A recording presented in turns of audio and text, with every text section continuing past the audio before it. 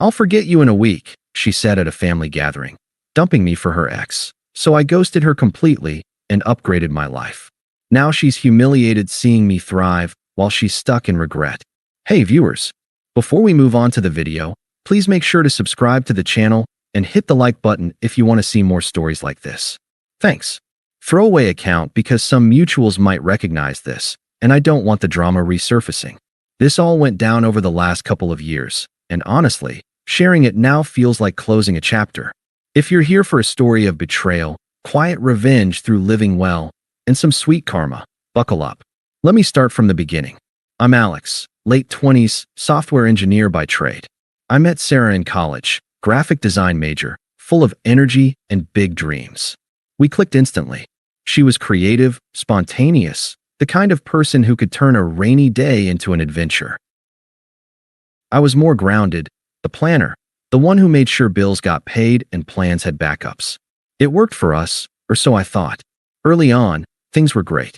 We graduated, moved in together in a mid-sized city where she landed freelance gigs, and I got a solid remote job.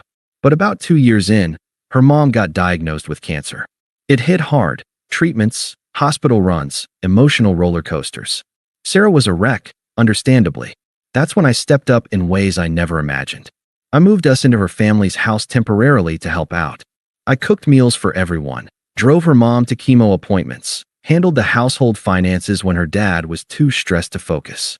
My job was flexible, but I turned down a promotion that would have required relocation because Sarah begged me to stay close. "I need you here, Alex," she'd say, tears in her eyes. "You're my rock." Flashback to those nights. I'd be up late coding after a full day of errands, while Sarah sketched designs in the living room. I'd bring her coffee, rub her shoulders, listen to her vent about how overwhelming it all was. I sacrificed hobbies. Hiking trips with friends got canceled. Gym time turned into quick home workouts. But it felt right. We were a team, building toward a future. Her mom's treatments worked, thank God, and remission came after a grueling year. I thought we'd come out stronger. But cracks started showing even before that. Sarah grew distant. She'd scroll social media obsessively, liking posts from her ex, Mike, an adventurous sales guy she'd dated before me. Subtle digs crept in. Mike would have taken me on a spontaneous road trip to clear my head, not just Netflix and chill. I'd brush it off as stress from her mom's illness. "She's processing," I'd tell myself. But deep down, confusion gnawed at me. How did I miss the signs? Was I too focused on being the supporter that I ignored her pulling away? She started comparing me openly, always framing it as joking. Like, during family dinners.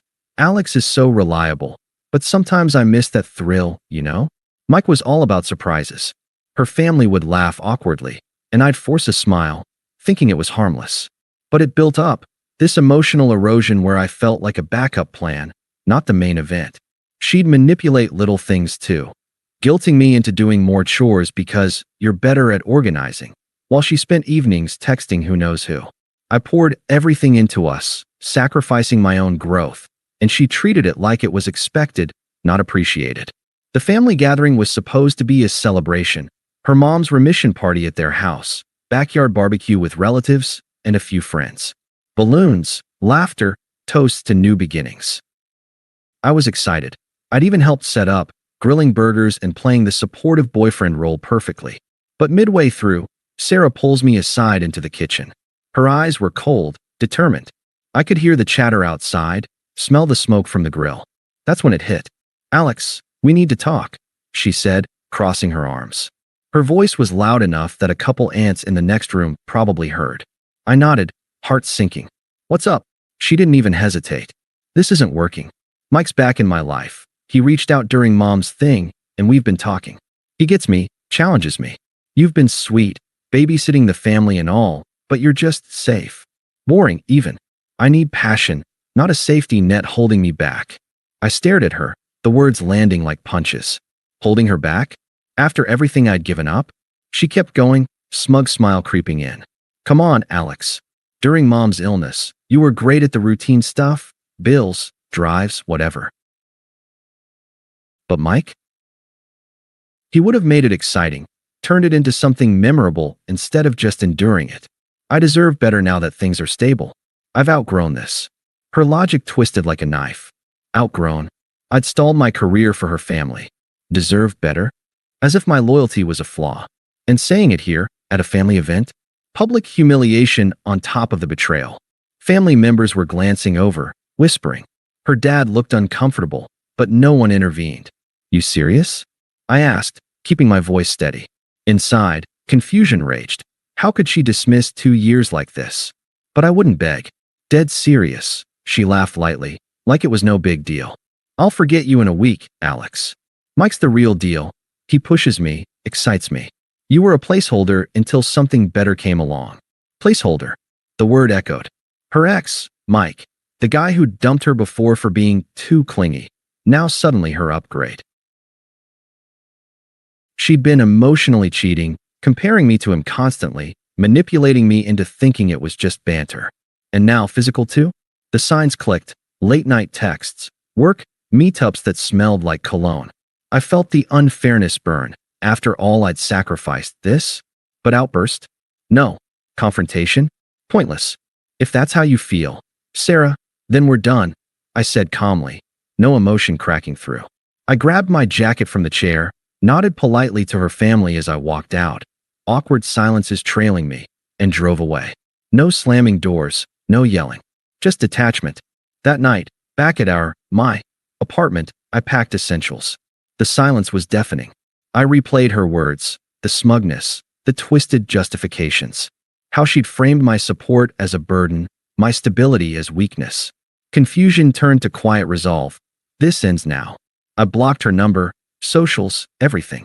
By morning, I was on the road to a new town a few hours away, accepting that delayed promotion. Lead developer role, better pay, fresh start. I ghosted her life completely. No goodbye note, no drama. She wanted to forget me? Fine. I'd make it easy.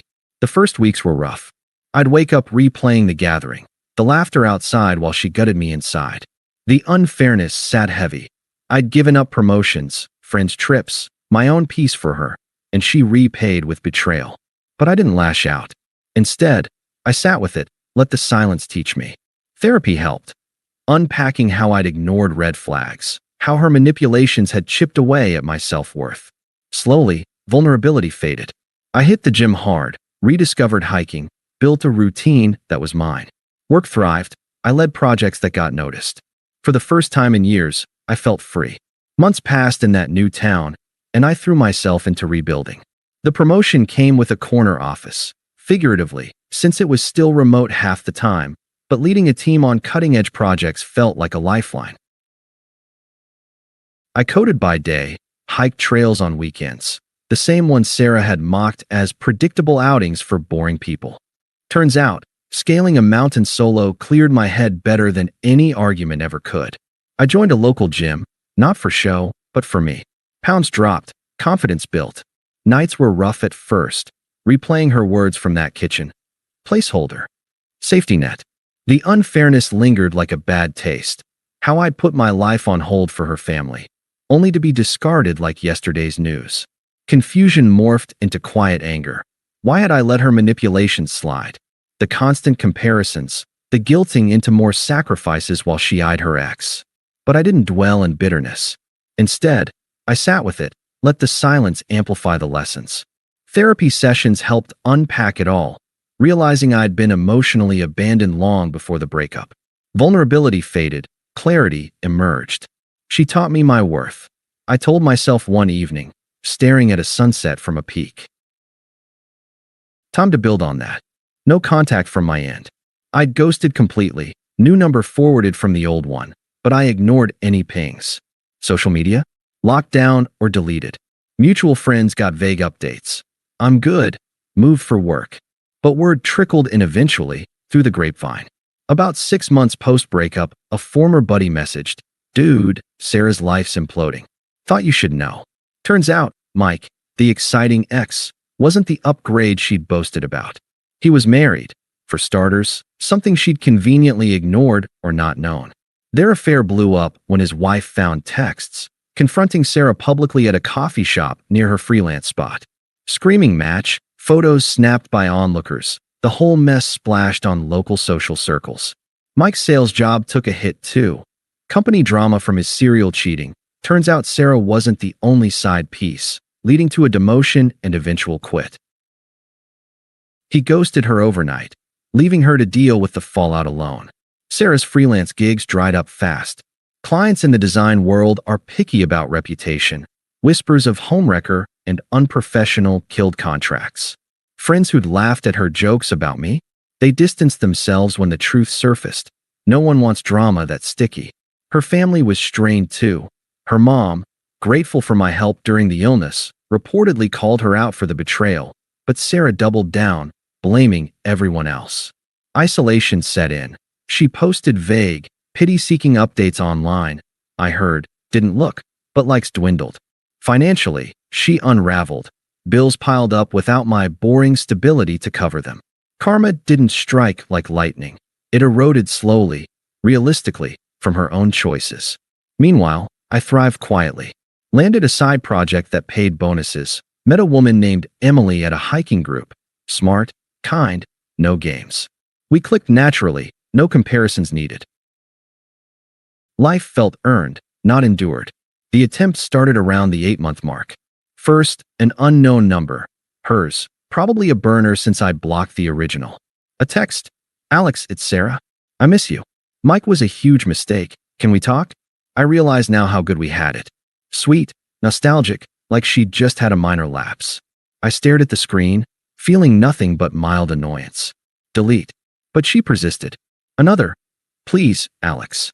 Things are rough. Remember the good times? You were always there for me. Escalated to calls, voicemails piling up. Alex, pick up. I was wrong. Mike turned out to be a liar.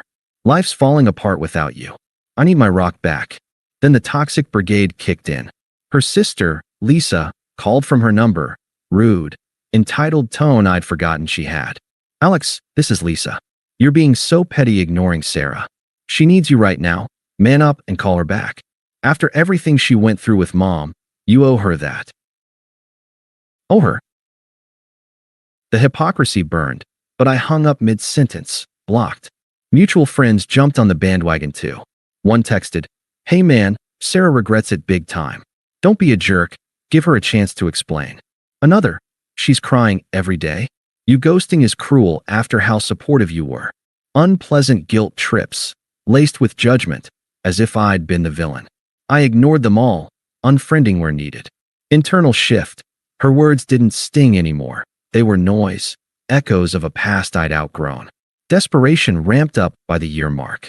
She must have pried my new address from a loose-lipped friend because she showed up at my old apartment first, learned I'd moved, then tracked the new town somehow.